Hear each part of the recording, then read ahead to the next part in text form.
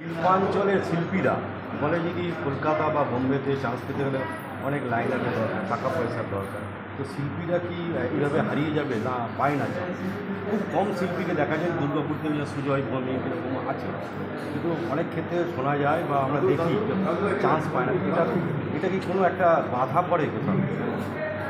তো দেখুন, আপনি যে টাকা পয়সার কথা বলছেন, আমি মনে করি না যে ভালো গান গাইতে জানলে বা ভালো যদি কোনো প্রেজেন্টেশন থাকে সেখানে টাকা পয়সা দিয়ে চান্স পাওয়ার কোনো গল্প নেই।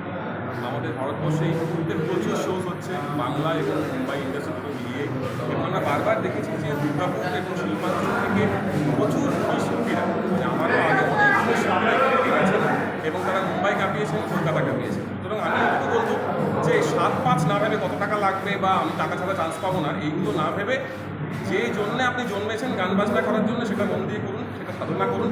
অবশ্যই একদিন না একদিন আপনাকে লোকে ডেকে নেবে, আপনাকে দাঁড়াতে হবে না। আপনার মধ্যে ট্যালেন্ট থাকলে আপনাকে ডিরেক্টরটা খুঁজে নেবে, সেখানে টাকা পয়সার কোনো গল্প নেই। যদি টাকা পয়সার গল্প হতো আমার বাবা সামান্য চায়ের দোকান করতো, আমি চান্স পাবো। শিল্পাঞ্চলে এরকম, আপনি তো বাইরে, দুর্গাপুর শিল্পাঞ্চলে এরকম শিল্পী কি মনে হচ্ছে যে দুর্গাপুর থেকে প্রতিভা? দুর্গাপুর তো বরাবরই শিল্পের দিক থেকে অনেক উন্নত, মানে আর্টের দিক থেকে, সঙ্গীতের দিক থেকে উন্নত, এবং আশেপাশের অনেক শহরের অনেক গ্রামের মানুষেরা দুর্গাপুরে অনুষ্ঠান দেখতে আসে।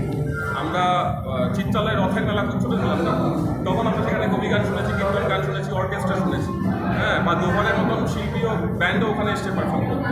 তো সেখান থেকে দাঁড়িয়ে দুর্গাপুর অনেক প্রিভিলেজ আমাদের অন্য জায়গা থেকে, এবং এটা একটা সাংস্কৃতিক শিল্প কেন্দ্র বলা যায় পশ্চিম বর্ধমানে।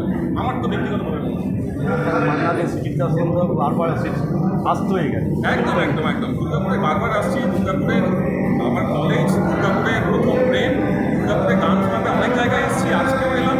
ভবিষ্যতে আমার কেমন লাগলো? ভীষণ ভালো লাগলো, অনুষ্ঠানে এসে খুব ভালো লাগলো।